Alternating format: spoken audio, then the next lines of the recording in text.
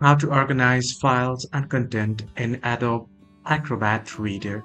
Well, hello everyone, welcome to the channel. Let me go over to quick and easy and how you can arrange or rearrange files and manage them in Adobe Acrobat Reader. Well, let me guide you through with the official help page here.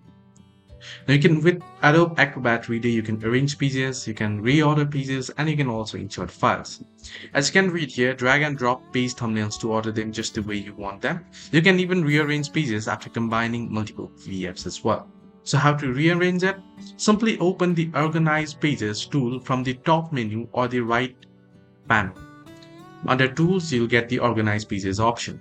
Then select one or more page thumbnails. Page numbers are underneath. Use Shift to select a page range.